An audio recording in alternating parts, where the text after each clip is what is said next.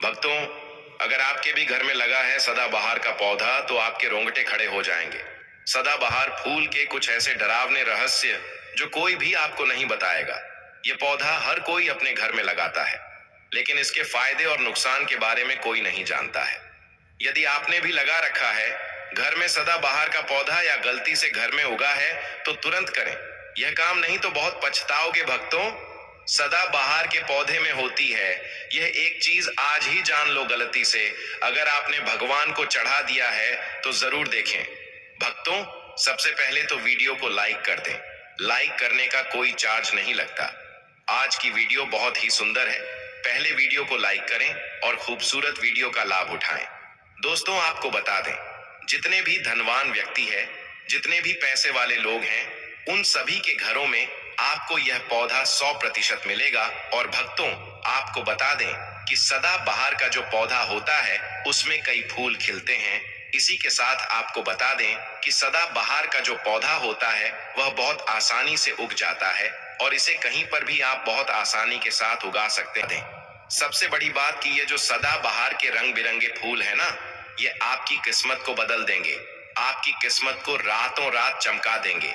जी हाँ भक्तों, जिस तरह से ये रंग बिरंगे फूल होते हैं और जैसे ये रंग बिरंगे कलर के होते हैं, उसी तरह से यह आपकी जिंदगी में भी रंग बिरंगे रंग भर देंगे।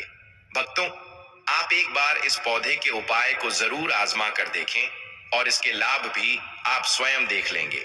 अगर आप भी अपने जीवन में बहुत मेहनत करते हैं, बहुत प्रयास कर रहे हैं जिंदगी में सफल होने का, मगर सफल नहीं हो पा रहे हैं और बार बार आपको असफलता का मुंह देखना पड़ रहा है, आप बार बार निराश हो रहे हैं, तब तो आपको यह उपाय जरूर ही कर लेना चाहिए भक्तों। अगर कोई व्यक्ति कोई अपना व्यापार शुरू करता है, कोई नया बिजनेस शुरू करता है, कोई काम शुरू करता है और अगर उसे उसमें नुकसान होने लगे और उसका वह व्यापार ना चले तो व्यक्ति बहुत परेशान हो जाता है और वह सोचने लगता है कि अब इस व्यापार को मैं बंद ही कर देता हूं। अब इस काम को करने से कोई फायदा नहीं है। जब इस काम से मुझे कोई मुनाफा ही नहीं हो रहा है, मेरी आर्थिक स्थिति अच्छी हो ही नहीं पा रही है। फिर व्यक्ति परेशान होकर सोचता है कि चलो हटाओ, रहने दो, इस काम को अब हम हटा देते हैं, बंद कर देते हैं, कोई दूसरा काम कर लेते हैं। और इसी तरह से व्यक्ति काम भी बदलते रहते हैं और दोस्तों बहुत कोशिश करते हैं, लेकिन उसके बावजूद उनको सफलता प्राप्त नहीं हो पाती है जैसा वह चाहते हैं। उनकी मनोकामना पूरी नहीं हो पाती है, उनका व्यापार नहीं चल पाता है। तो अगर आप भी अपने जीवन में कोई व्यापार कर रहे हैं और आपको बार बार उसमें नुकसान देखने को मिल रहा है, या जो भी काम आपने शुरू किया है वह काम आपका नहीं चल पा रहा है, जिस चीज को लेकर आप बहुत ज्यादा परेशान हैं, किसी विशेष क्षेत्र में आपने तैयारी कर रखी है लेकिन उसमें भी आपको सफलता प्राप्त नहीं हो पा रही है, तब आपको एक बार, सिर्फ एक बार इस उपाय को जरूर करके देखना चाहिए। आप इसके लाभ, इसके चमत्कारी लाभ आप खुद देख लेंगे। इसी के साथ भक्तों, इस उपाय को वो लोग भी कर सकते हैं जिनके सर पर बहुत कर्जा हो गया है या जिसने किसी से बहुत ज्यादा उधार पैसा लिया है और वह कर्ज चुकाने में सक्षम नहीं है, चुका नहीं पा रहे हैं। लेकिन कभी कभी होता यह है कि व्यक्ति चाहे कितनी भी मेहनत कर ले, उसके बाद उसको सफलता प्राप्त नहीं हो पाती है। और भक्तों, दूसरी तरफ ऐसे भी लोग होते हैं जो दिन रात मेहनत करके धन कमाते हैं, लेकिन उनके हाथ में धन आते ही बहुत तेजी के साथ वह उनका चला जाता है। कभी बीमारियों में वह पैसा चला जाता है तो कभी किसी अन्य चीज में वह पैसा उनका चला जाता है। दोस्तों, कुल मिलाकर आप कह सकते हैं कि उनका जो धन है वह अच्छे कार्य में कम जाता है, लेकिन बीमारियों में और बुरे कार्यों में ज्यादा उनका वह धन बर्बाद हो जाता है, जिसको लेकर वह बहुत परेशान रहते हैं और महीना खत्म होने से पहले ही उन्हें किसी ना किसी से उधार लेना पड़ जाता है। और देखिए, उधार व्यक्ति कभी भी अपनी मर्जी से तो लेता नहीं है। जब व्यक्ति के ऊपर बहुत ज्यादा परेशानी आ जाती है, उसके जीवन में बहुत सारे कष्ट आ जाते हैं, जिसके चलते उस व्यक्ति को अपना घर चलाने के लिए और बहुत सारी आवश्यकताएं ऐसी होती हैं जिन्हें पूरा करना व्यक्ति का दायित्व होता है, जिसके चलते वह किसी ना किसी से पैसा उधार ले लेता है, यह सोचकर कि अगले महीने उस पैसे को मैं चुका दूंगा। लेकिन दोस्तों, जैसे ही अगला महीना आता है, समस्याएं और परेशानियां खत्म होने का नाम ही नहीं लेती हैं, जिसके चलते उसके सर पर कर्जा बढ़ता ही चला जाता है और वह उस कर्ज को चुकाने में धीरे धीरे असमर्थ होता चला जाता है। दोस्तों, उस कर्ज को चुकाने में उसे बहुत दिक्कतों का सामना करना पड़ता है, या कभी कभी व्यक्ति इतना ज्यादा भी कर्ज में डूब जाता है कि उसकी उम्मीद के बाहर हो जाता है। भक्तों, अगर आपके जीवन में भी ऐसी कोई समस्या है तो आपको यह उपाय जरूर ही कर लेना चाहिए। भक्तों, हम आपको बताएंगे ऐसे चमत्कारी फूल के बारे में, ऐसे लाभदायक फूल के बारे में, जिसका उपाय यदि आप कर लेते हैं तो आप खुद देखेंगे कि कितने ज्यादा चमत्कारी लाभ उस पौधे के हैं। यदि इसका सही प्रकार से उपयोग किया जाए, उपाय किया जाए और भगवान को यह फूल अर्पित कर दिया जाए तो यकीन मानिए आपके जीवन के सारे कष्ट, सारी परेशानियां तो दूर हो ही जाएंगी। साथ ही साथ जो भी आपकी मनोकामना है वह बहुत जल्दी पूरी हो जाएगी। इसी के साथ भक्तों, आपके जीवन में अगर धन से जुड़ी समस्याएं बन चुकी हैं, आपके जीवन में धन आना बंद हो गया है, अगर आप चाहते हैं कि आपके जीवन में, आपके घर में धन की वर्षा होने लगे, तो आपको कुछ भी नहीं करना है। सिर्फ इस पौधे को अपने घर में लेकर आना है, और जब आप इसको अपने घर में लेकर आएंगे, अपने घर में लगाएंगे, तो यह खुद ही धन को खींचकर आपके घर में ले आएगा। भक्तों, इस उपाय को करने के बाद जब भी आप जो काम करेंगे उसमें आपको सफलता प्राप्त होगी। और इस उपाय को करने के बाद यदि आप मिट्टी भी बेचने जाएंगे ना, तो उससे भी आपको कई गुना लाभ प्राप्त होगा। तो आज की वीडियो में हम आपको 3 से 4 उपाय ऐसे बताएंगे जो सदा बहार फूल के ही उपाय हैं, और जिन उपायों को यदि आप कर लेते हैं तो आपको कई गुना लाभ मिल जाएगा।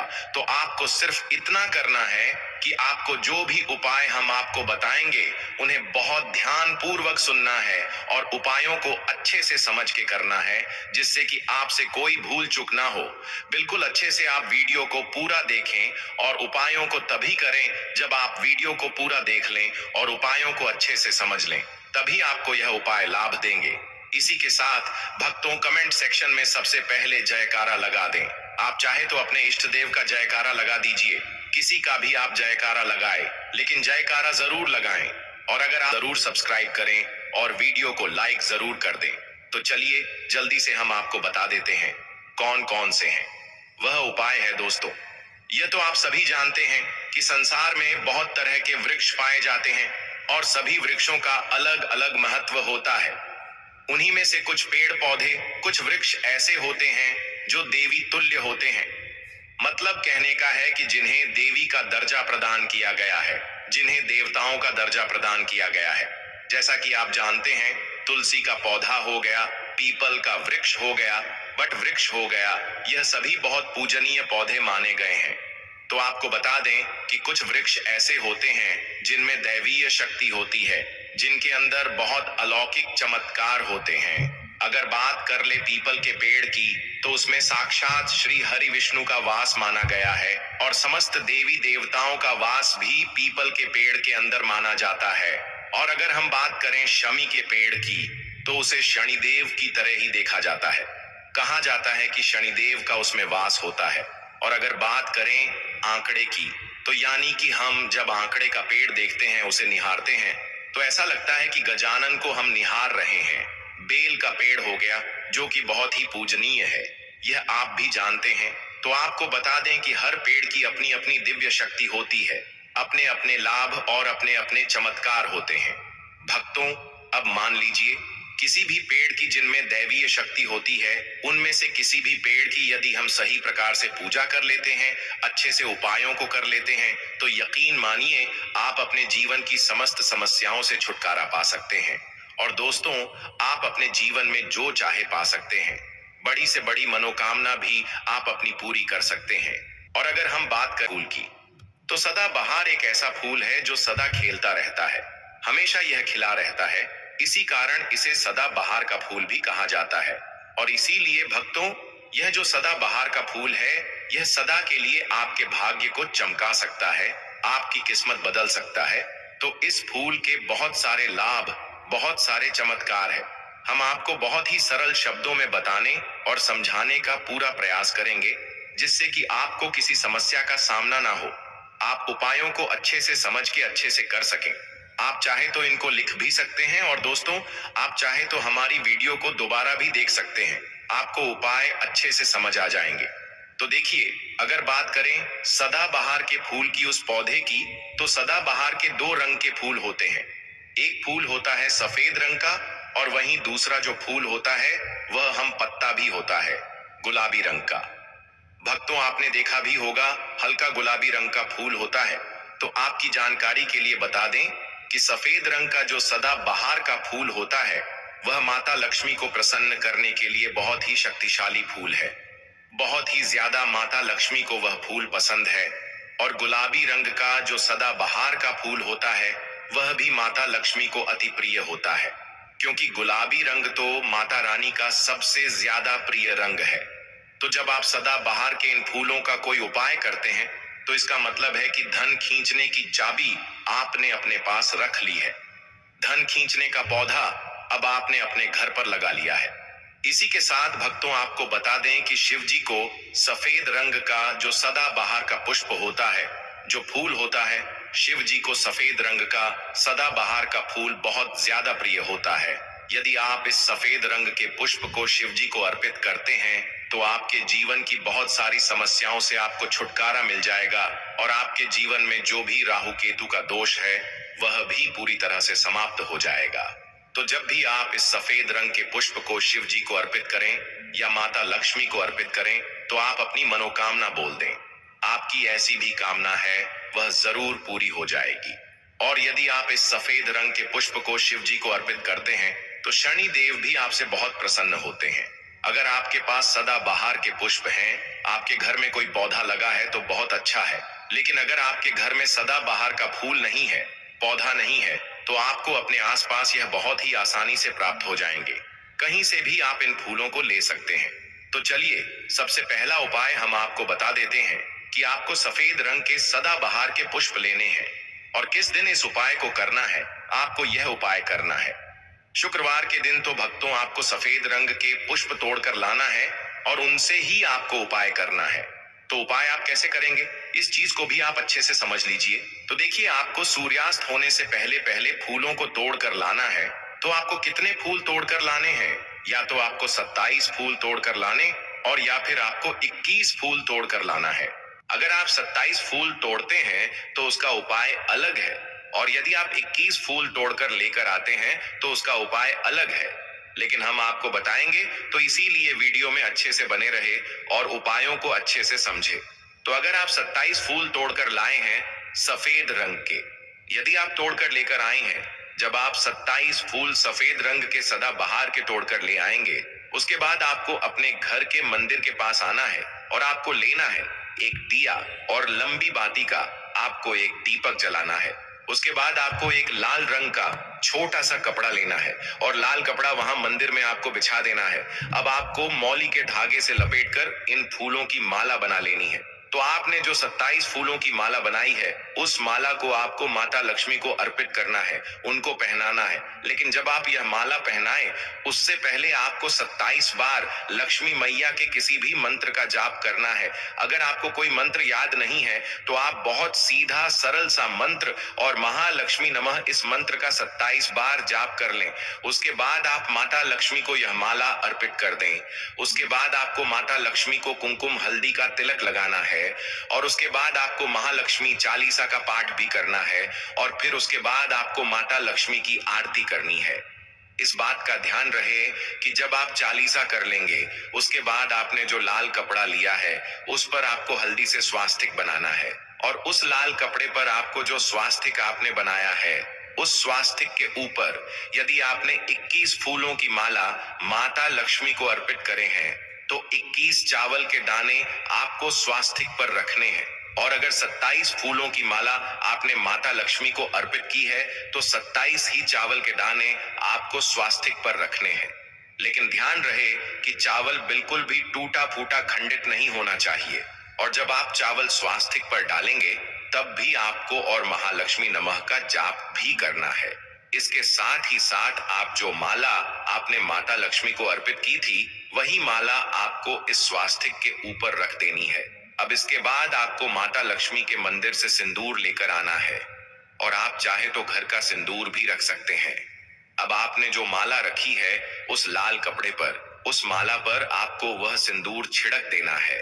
अब इसके बाद आपको उस लाल कपड़े की पोटली बना देनी है और इसके बाद भक्तों, आपको उस पोटली को उसी दिन यानी शुक्रवार के दिन रात्रि के समय में उस पोटली को रख देना है। अपने धन रखने वाले स्थान पर अपनी तिजोरी में। दोस्तों, आपको बता दें, यह उपाय आपको रात्रि के समय करीब 8 बजे के आसपास आपको करना है। वैसे तो आप सूर्यास्त के बाद कभी भी इस उपाय को कर सकते हैं, मगर आप 8 से 9 के बीच करते हैं तो बहुत ही उत्तम रहेगा। अगर आप 21 माला का उपाय यह कर रहे हैं तो आपको यह उपाय लगातार 5 शुक्रवार को करना है। मतलब एक शुक्रवार कर लिया, फिर उसके बाद दूसरे शुक्रवार कर लिया, तीसरे को कर लिया, चौथे को कर लिया। आपको लगातार इस उपाय को करना है। और यदि आप 27 फूलों वाला उपाय कर रहे हैं तो आपको लगातार 4 शुक्रवार करना है।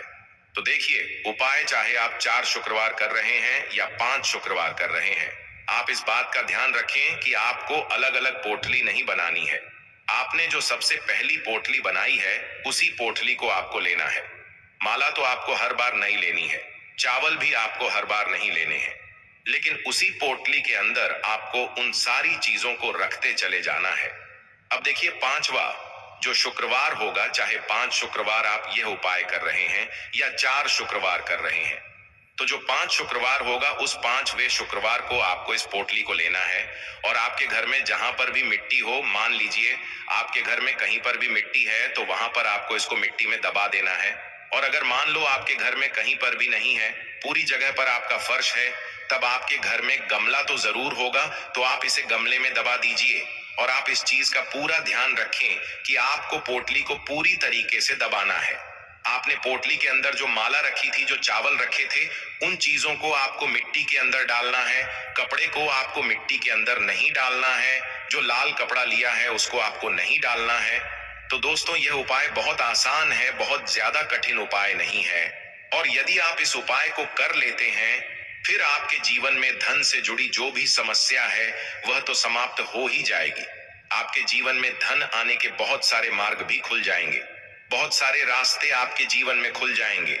वहां से आपको धन प्राप्त होता रहेगा और जो धन आपको प्राप्त होगा उसमें निरंतर आपको वृद्धि भी देखने को मिलेगी।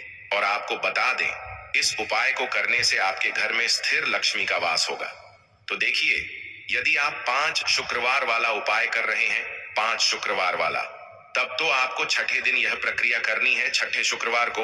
और यदि आप 4 शुक्रवार वाला उपाय कर रहे हैं तो आपको शुक्रवार वाले दिन इस प्रक्रिया को करना है। ठीक है ना? इस बात को पूरी तरह से समझ लीजिए। तो दोस्तों, यदि आप इस उपाय को कर लेते हैं तो आप अपनी कैसी भी मनोकामना पूरी कर सकते हैं। इन छोटे सरल उपायों को करके आपको अपने मन में पूरी सच्ची श्रद्धा और पूरा विश्वास होना चाहिए, तब यह उपाय करते हैं। भक्तों, तुलसी की मंजरी बना सकती है।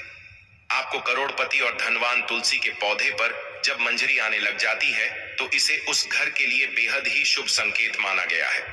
तुलसी पर जब भी मंजरी आने लगती है तो आपको समझ जाना चाहिए कि माता लक्ष्मी आप पर मेहरबान है और अब आप पर अपनी कृपा बरसाने वाली है। इसीलिए आज हम आपको मंजरी के कुछ खास उपाय बताने वाले हैं। इन उपायों से आप माता लक्ष्मी और भगवान विष्णु की असीम कृपा प्राप्त कर सकते हैं। भक्तों, हर घर के आंगन में तुलसी का पौधा तो जरूर होता है। अगर आपके घर में तुलसी का पौधा नहीं है तो आपको अपने घर में तुलसी का पौधा अवश्य लगाना है। भक्तों, हिंदू धर्म में तुलसी के पौधे को बहुत ही पवित्र माना गया है।